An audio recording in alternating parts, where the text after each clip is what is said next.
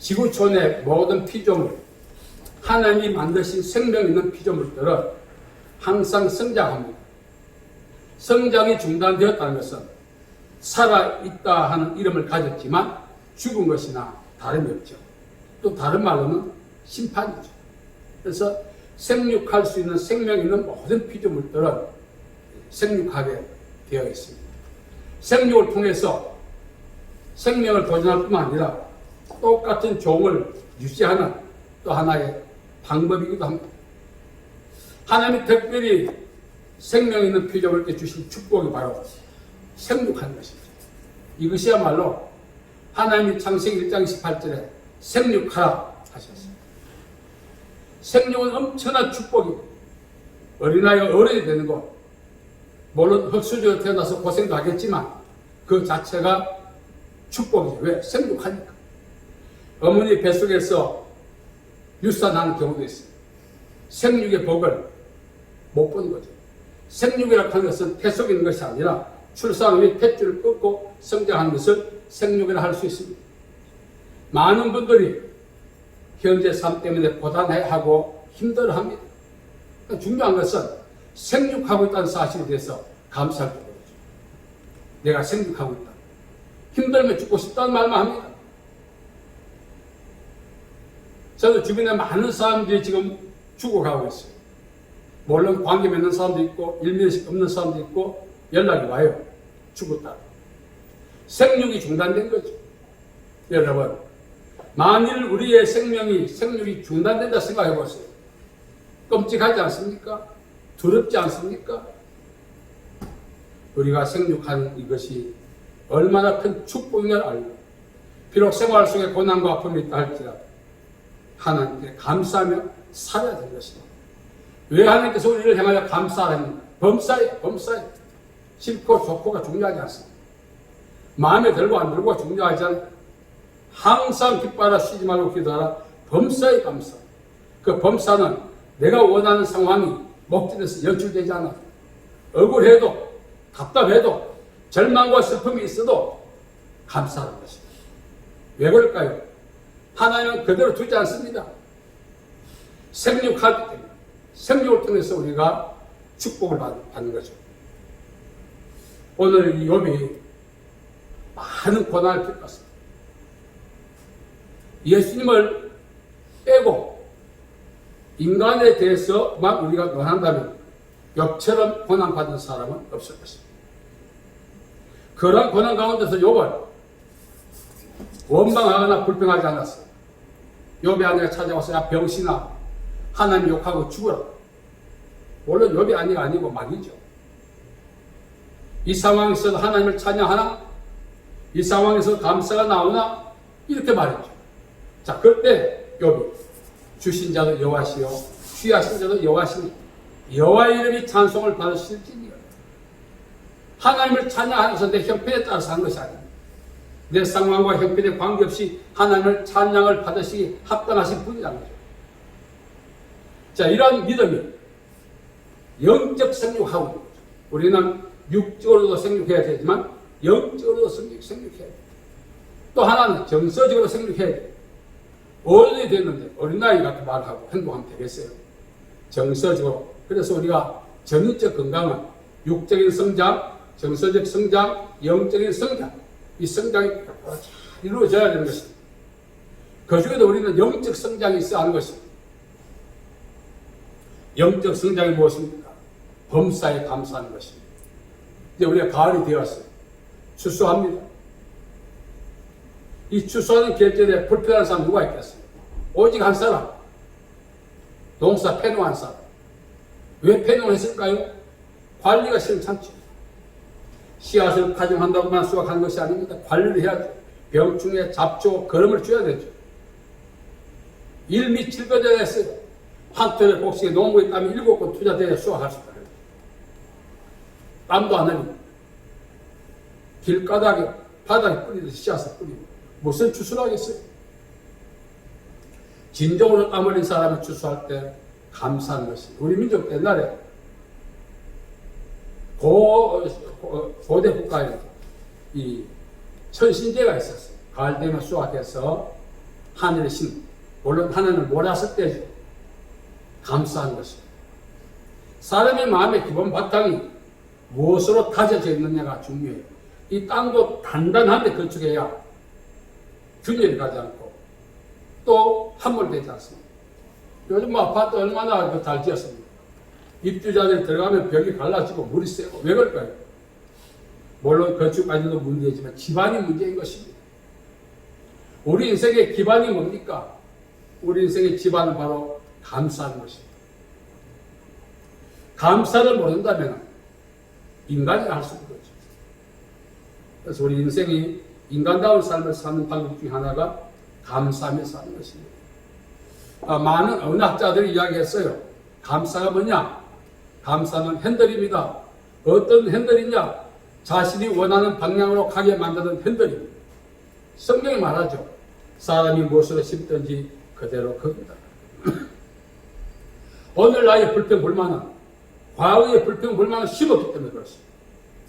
오늘 나의 행복은 과거의 감사를 심었기 때문에 그렇습니다. 이제 우리가 100세 시대를 앞두고 있지 않습니까? 물론 그 보장하는 건 아닙니다만 만일 우리가 100세 시대를 소망하고 살아간다면 지금이라도 감사를 심어야 되는 것입니다.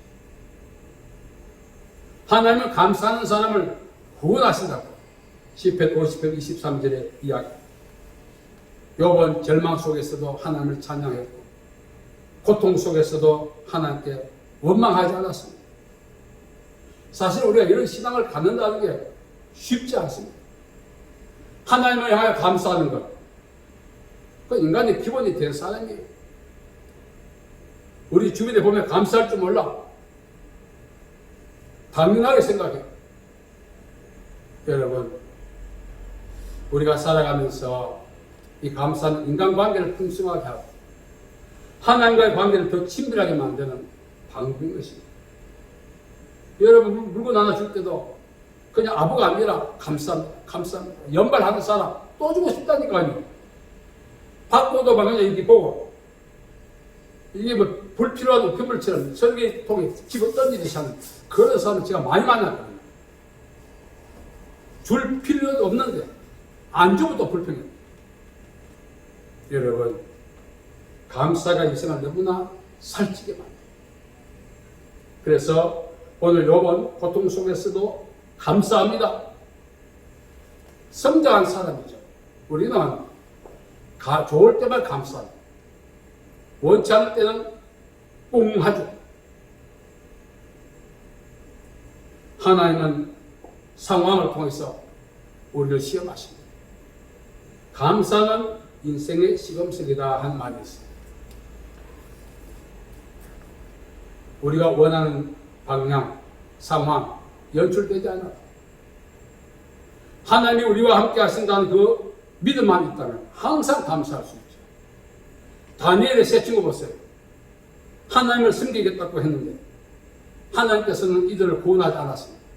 그러나 풀무 속에 있을 때 함께 해주셨어요.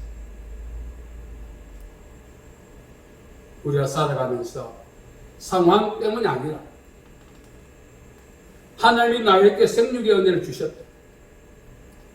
늙고 병들고 이 모든 과정도 하나님의 섭리 안에서 일어난 현상이기 때문에 하루하루를 우리가 감사하지 아니할 수가 없다는 거죠. 우리가 욥과 같은 상황에 놓이지 않았기 때문에 욥의 그 속을 우리가 어떻게 알겠어요? 제가 목회해보니 그렇더라고요. 약간만 기분 나빠도 교회 안 나와.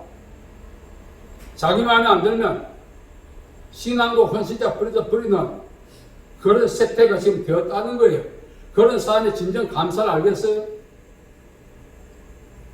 많은 사람들이 억울하고 어려움을 당할 때마다 하나님이 살아계시다면 이런 일이 일어날 수 있는가 의문을 가지고 하나님을 향하여 원망하는 사람들 많았습니다. 그러나 그것을 받아들이고 주님, 지금도 나와 함께 계심을 믿습니다. 이렇게 고백한다면 얼마나 좋겠어요. 상황 때문에 기뻐한다면 저도 기뻐합니다. 여러분도 다 기뻐할 거예요. 상황이 좋으면. 그러나 악순환이 연속될 때도 하나님이 나와 함께하고 있다는 그 사실만으로 만족하고 기뻐하는 믿음을 갖는다면 영적으로 성장했다고 할 수가 있습니다. 우리는 이 생리적 성장도 있어야 돼. 정서적 성장도 있어야 돼. 그래야 사리 분별 잘하죠. 더 중요한 것은 영적인 성장이 있어요. 사도들이 우리에게 요구한 것은 베드로후서 3장 18절에 우리 주 예수 그리스도와 저를 아는 지식에서 자라가, 그러고 자라가다 했습니다. 영적인 성장이 있어야 합니다. 저 사람 믿음 좋네. 뭐 보고 판단합니까? 우리 눈에 보니까 열심히 봉사하고 헌신하고 헌금하니까. 그것이 전부가 아닌 것입니다. 정말 믿음이 좋은 사람은 영적으로 생육하는 것입니다. 그래서 입술을 보면 알아. 항상 감사합니다. 감사합니다. 제 친구 중에 한 분이 무조건 감사합니다. 사상보다 감사합니다. 마치 아부하는 것 같아요. 너무한 것 아니냐? 쳐다봐도 감사합니다. 웃어줘서 감사합니다. 이게 입에서 감사하다 막 계속 해내는 거예요. 그런데 아무런 배경도 없습니다. 대형 교회 100명이 선을 열었는데 그 친구가 됐어요. 어떻게 해서 갔니? 감사도 해. 여러분, 우리가 살아가면서 자기 나름대로 영적인 체험을 하잖아요. 하나님이 살아계심에 대한 체험, 하나님의 은혜 체험을 하잖아요. 그 체험은 그냥 덤으로, 신앙의 덤으로 주지 않습니다. 항상 하나님을 향해 감사하라. 하나님 감사로 하나님을 영원롭게 한다고 했습니다. 여러분, 욥의 입장에서 우리가 생각할 때 욥은 욥의 아내처럼 하나님을 욕하고 죽지는 않지만 한 번쯤 그 속에서 원망과 불평이 나왔어야 할 텐데 전혀 그렇지 않았어요.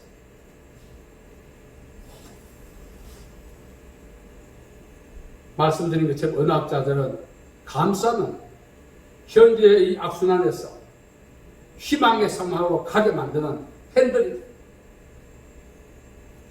저도 개인적으로 감사를 체험한 경우가 너무너무 많습니다. 절대 절망의 순간이 어떤 말을 해야 될 것입니다. 물론 하고 싶은 말 다 한다고 해서 상황이 해결되겠어요? 그 하고 싶은 말 속에 원망도 있고 말고 불평도 있을 텐데. 우리가 감사하며 산다는 것은 쉽지 않은 일입니다. 억울한 일도 있을 것입니다. 죽고 싶을 때도 있는 그것이 과연 입에서 감사합니다가 연발해서 나올 수 있을까요? 연습하는 거죠. 황수환 씨가 제 고향 안강에 살았는데 늘 가정이 가난했대요. 그래가지고 얼굴이 막 못 먹어가지고 늘 불평 불만의 얼굴이었다는 거예요. 그분은 의대 출신 아닌데도 의대 교수가 됐어요. 뭐 그런 제도가 있었다고 하더라고요. 그래가지고 자기 인생을 바꾸고자 거울을 봤더니 흉악한 놈이 거울 앞에 하나 서 있더랍니다. 그래서 이러면 안 되겠다. 오늘부터 한번 웃어보자. 웃었더니 이게 쭈글쭈글하게 안 펴지더랍니다. 그래서 웃는 연습을 2년을 했대요. 그러니까 이 sak갓이 좀 부드러워지더랍니다. 돌아가셨지만. 그분은 항상 웃었잖아요. 그래서 웃으면서 그냥 안 웃었대요. 감사합니다. 하고 웃었다는 것입니다. 감사합니다. 웃고. 처음엔 이게 안 펴져가 쭈글쭈글해서 안 펴지는 한 2년 이상 연습하니까 자기도 모르게 마음속에 자꾸 감사가 이 마중물이잖아요. 여러분 과학에 펌프 있잖아요. 마중을 부었고 막 눌러야 물이 나오잖아요. 감사합니다. 감사합니다 했더니 자다가도 감사합니다. 감사합니다. 그래서 그분이 이제 그 웃음 치유라고 하는 사역을 하면서부터 수많은 사람이 행복하게 하지 않습니다. 황수아 씨 싫어하는 사람 없어요. 무조건 감사하다고 웃으니까. 여러분, 우리가 살아가면서 한 번쯤 아니라 내가 어떤 언어를 가장 많이 사용해왔는가. 저도 돌아보니까 참 욕도 좀 했고요. 원망도 했고 불평도 했고 불만도 했고 볼멘 소리만 많이 했지. 감사하다고 하는 이 말을 비유로 따지니까 볼멘 소리는 99%, 감사합니다는 1%밖에 안 돼. 이걸 바꿔야 인생이 바꿔지는 거죠. 말이 바꿔야 돼. 사람은 자기의 위치와 신분이 맞는 언어를 쓴다고 했어요. 그리고 그 언어를 쓰는 그 언어에 따라서 삶의 질이 결정된다고 했어요. 우리는 감사하다는 말을 좀 써야 돼요. 지금부터 죽는 날까지 우리가 감사합니다, 감사합니다 할지라도 오늘까지 살아가면서 볼멘 소리 했던 거 땜빵할 수 없어요. 그러나 삶의 질은 반드시 변화되게 되어 있습니다. 그래서 욥처럼 우리는 하나님이 상황 속에서도 나와 함께 계시고 나를 더 좋게 만들어 주시기 위해서 나는 이 상황을 그냥 그 상황 속에 몰입해 가는 거예요. 로마서 8장 28절에 하나님은 합력해서 선을 이루어 주신다 했어요. 내 인생 이대로 끝나게 하지 않습니다. 그래서 원망하지 말고 시기의 문제이지 하나님이 나를 위해서 계획하신 날이 도래하기 때문에 그날 그때까지 감사하며 사는 지혜로움이 우리에게 필요한 것입니다. 이런 말이 있어요. 이 마귀가 어떤 사람을 가장 많이 괴롭히느냐? 마귀가 괴롭히는 방법은 불평불만하게 만드는 거예요. 이거는 내가 억지로 하는 것 같지만 어쩌면 이 불평불만이 마귀의 자극을 받아서 한다는 사실을 사람들이 잘 몰라요. 자기 성품과 성격 때문에 한다고 하죠. 마귀가 가장 건드리기 힘든 사람 누군가? 무조건 감사하는 사람. 무조건 감사하고 하니까 건드릴 수가 없는 거예요. 사소한 일에도 볼멘 소리 내는 사람은 마귀가 가장 건드리기 좋죠. 이래 보면 저도 그 마귀가 건드리기 좋은 대상 중에 하나 아닌가. 감사하며 살아야겠다. 감사하면서. 인생을 바꾸기 전에 말을 바꾸란 말이죠. 그 말이 씨앗이 되어 내 인생의 환경을 아름답게 조성해 가기 때문에 그렇습니다. 여러분, 사도들이 항상 기뻐하라. 왜 그랬을까요? 이유가 있다고요. 감사하라. 이유가 있다고요. 기도하라. 이유가 있다고요. 그 강요가 아닙니다. 그거는 사랑의 본면이기 때문에 우리는 수용해야 되는 것입니다. 특별히 오늘 우리는 나의 가는 길은 오직 그가 아시나니 그가 나를 단련하신 후에는 내가 정금처럼 나온다. 과거보다 더 좋게 하나님이 나를 이 과정을 통해서 만드신다는 믿음을 욥이 갖고 있었다는 사실입니다. 그래서 로마서 8장 18절에 말합니다. 현재 고난은 장차 우리에게 나타날 영광과 비교할 수 없습니다. 현재 상황으로 끝난다면 억울하죠. 거부해야죠. 그러나 이것이 우리를 비전하시는 하나님의 은혜의 손길이죠. 바울이 하나님 앞에 기도했습니다. 바울이 그 가시 때문에. 그 바울의 가시가 구체적으로 뭔지 여러 가지 학설이 있습니다. 3번이나 간절히 기도했어요. 그때 하나님께서 말씀하셨죠. 내 은혜가 내게 족하다. 이것만 없다면, 이것만 처리해 주신다면 내가 복음 전하는데, 믿음대로 사는데 좀 더 도움이 될 텐데 얼마나 간절하게 기도했겠습니까? 하나님께서는 네가 믿음대로 사는데 그것이 별 방해가 안 된다. 우리가 섭섭한 하나님의 답일 수 있지만 바울은 그걸 받아들이는 거죠. 나는 불편하고 이것만 없으면 신앙생활 좀 더 잘할 텐데 그렇게 하나님 앞에 우리가 아뢰지만 네가 신앙생활 잘하고 못하고는 현재 네가 경험하고 있는 겪고 있는 그 상황이 아니다. 너는 그 상황에 관계없이 신앙생활 잘할 수 있다. 인정해 주시는 거예요. 얼마나 감사합니다.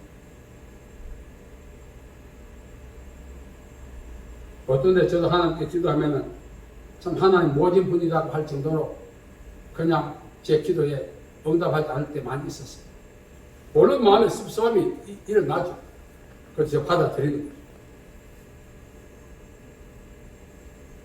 오늘 하나님께서는 욥의 고백을 통해서 우리가 그렇게 고백하며 살아가기를 원합니다. 어떤 상황에서든지 감사하는 사람이 되기를 원하는 거예요. 그러면 하나님께서 어떻게 하십니까? 마귀 앞에 야 내 자식 봐라. 하나님 욥을 칭찬하시면 왜 칭찬했겠어요?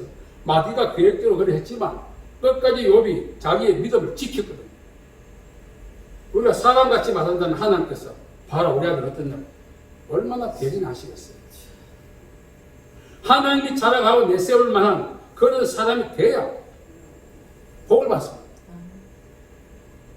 자, 그런 사람이 되려면 이제 감사해야 되지 않겠어? 인생 돌아보니 99% 불만, 1% 감사. 야, 이 잘못 살았어. 99% 감사하며 살아도 될까 말까 판. 여러분, 말이 씨앗이라고 했지 않습니까? 어떤 말을 사용하냐에 따라서 우리 노후가 달라지기 때문에 오늘부터 감사하며 사십시오. 이 협편도 하나님이 허락하신 것이고 감당할 수 있게 도와주실 것이고 무엇보다 하나님이 지금도 나와 함께 계신다. 이런 믿음이 있다면 세상과의 싸움에서 넉넉히 이길 수 있습니다. 왜 빨리 나를 안 낫게 해주시나?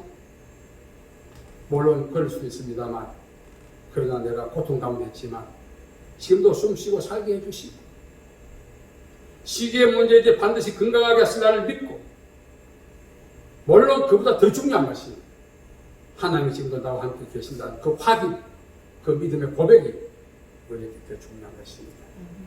그런 믿음의 고백을 통해서 상황을 이기고 세상을 이기는 저와 여러분 되기를 간절히 바랍니다. 하나님 아버지 은혜와 사랑을 감사합니다. 우리 인생에 대해서 가장 중요한 것이 하나님께서 우리와 함께 하신다는 불변의 진리를 믿는 것입니다. 이것을 또 고백합니다. 경험합니다. 함께 해주신 하나님께 감사드리며 예수님의 이름으로 기도하옵나이다. 아멘.